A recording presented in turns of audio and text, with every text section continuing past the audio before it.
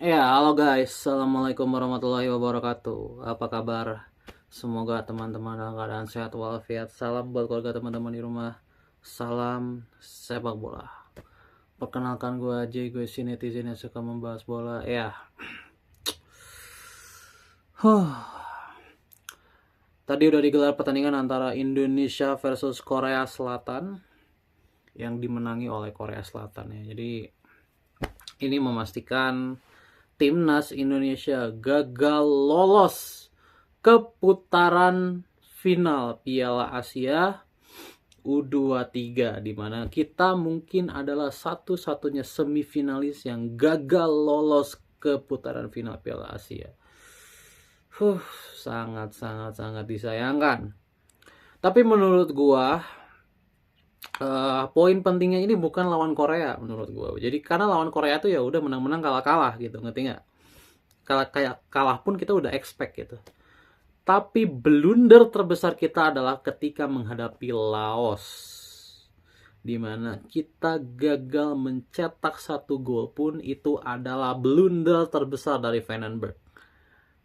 Ya, dan once again ini adalah prestasi yang menurun dari timnas U23. Oke, langsung aja kita bahas soal pertandingannya. Korea yang memang secara level juga lebih baik dari timnas Indonesia tentu saja mengawali pertandingan dengan kontrol the game. Tapi ada tapinya. Korea Selatan yang ini itu bukan Korea Selatan yang selama ini kita lihat. Korea Selatan ini jelek banget mainnya. Bukan jelek lagi, jelek banget mainnya. Bener-bener main jauh di bawah levelnya. Jauh sekali.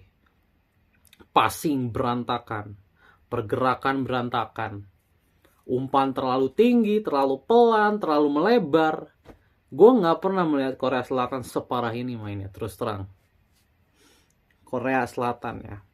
Tapi sejelek-jeleknya mereka main, mereka tetap bisa dapat gol.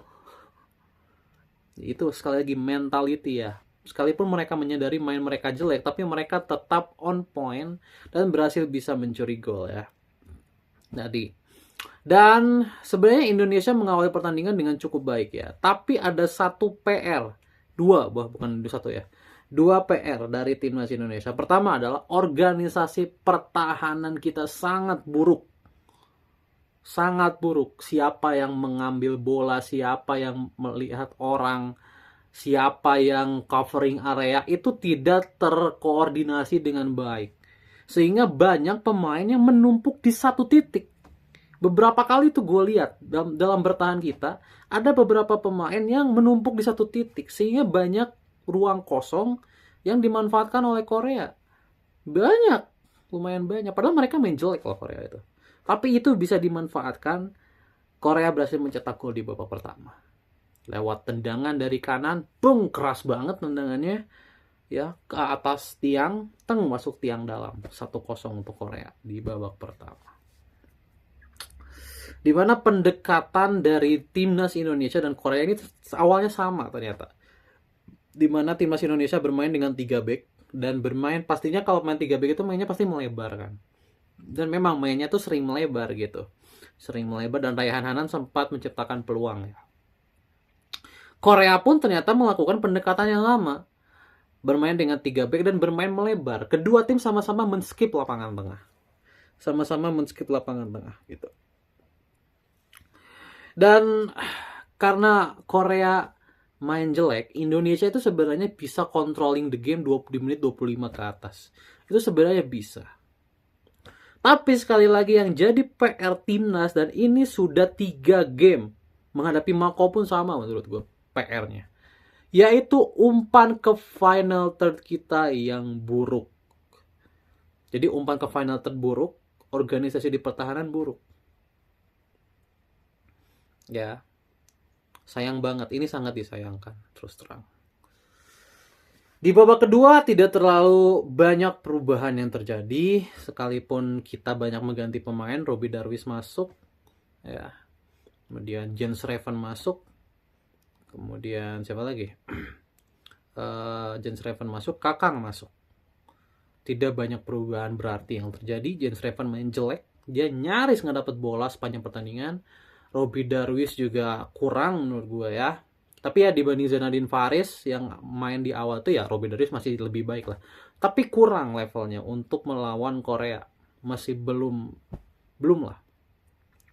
Kakang oke, masih oke.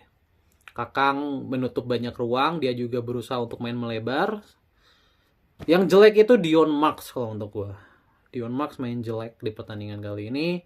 Dia terlalu banyak membuang-buang bola pertama. Kedua, dia making decision-nya ini ternyata agak kurang. Sekalipun dia punya level permainan yang bagus, footwork-nya bagus, akurasi passing-nya bagus, tapi making decision dia ini jelek. Dion Marks ini. Making decision dia jelek. Jadi cukup disayangkan ya. Kalau ada pemain yang menurut gue settle di pertandingan ini, itu ada 2 pemain ya. Hoki Caraka pertama ya, Hoki Caraka dan Arkan Fikri. 2 pemain ini yang settle menurut gue di pertandingan kali ini. Tapi Arkan Fikri pun kan nggak bisa berbuat banyak ya, karena ya dia gelandang gitu ya. Kanan kirinya ini kurang jalan, apalagi strike ya. Strike ini bener-bener nyaris gak ada gunanya strike ini bener. Nyaris gak ada gunanya, padahal dia ini pencetak gol di pertandingan terakhir Korea lawan Indonesia dulu loh. Tapi dia main jadi striker waktu itu ya. Strike ini nyaris nggak ada fungsinya di pertandingan ini di babak pertama tadi. Jadi sebenarnya untuk gue di game ini itu so far so good sebenarnya lawan Korea.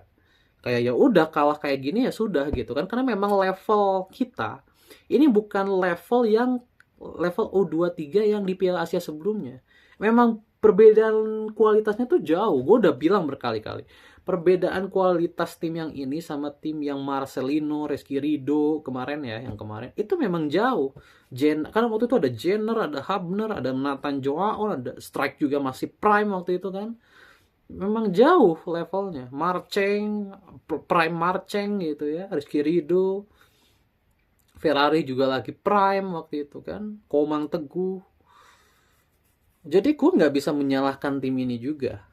Gue juga tidak terlalu bisa. Kalau gue boleh menyalahkan Vandenberg, itu di pertandingan melawan Laos. Dia tidak terlalu bisa berbuat banyak. Dan dia telat memasukkan pemain. Dia telat untuk menyadari keadaan Vandenberg. Ya, makanya lawan Laos itu gue sangat sayangkan. Dan ini sekali lagi kegagalan ya. Oke, jadi Hoki Caraka dan Arkan Fikri. Sampai akhir pertandingan tidak ada peluang berarti yang bisa kita dapatkan ya. Tidak ada peluang berarti. Hoki Caraka juga makin sini makin menurun. Makin kesini ya konsentrasi sudah kelihatan sangat menurun. Mainnya udah mulai asal-asalan, tidak terlalu terorganisir, dan 1-0 bertahan hingga akhir. Once again ya, timnas kita mengalami kegagalan. Di tahun ini gue rasa ini tahun yang sangat buruk buat timnas ya, menurut gue. Tahun yang sangat buruk buat timnas. Diawali dengan Sintayong dipecat mendadak, U20 gagal. Kita terhibur dengan U17. Sempat juga karena Indonesia juga masuk round 4 alhamdulillah gitu ya. Tapi akhirnya dikecewakan lagi dengan U23. Senior pun ya lolos tapi main jelek tuh ya. Jadi tidak terlalu istimewa juga. Sekarang U23 main jelek. Di U17 pun meskipun kita lolos, tapi kita kalahnya juga menyakitkan ya. Lawan Korea Utara kalahnya 6-0. Jadi kalau dibilang meningkat dibanding era Sintayong, I'm so sorry. Ini menurun sih. Ini sangat menurun. Dan ya, gue bisa bilang era sekarang itu menurun dari kepelatihannya juga.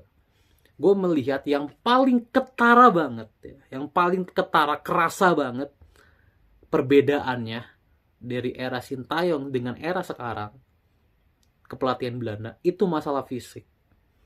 Fisik timnas itu kelihatan gampang banget drop. Jadi permainan itu kelihatan gak bisa konsisten sampai 90 menit. Tadi pun lawan Korea, ini 70 kelihatan udah drop. Mainnya tuh udah pusing, udah mulai sering tackle, udah gitu-gitulah mainnya.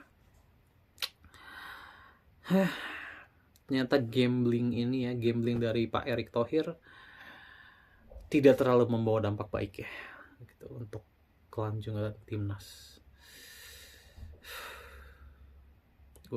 Nanti akan gue bahas ya soal timnas kedepannya mungkin ya, versi gue gitu ya, POV gue harus bagaimana ini untuk memperbaiki keadaan ini gitu ya. Oke, see you.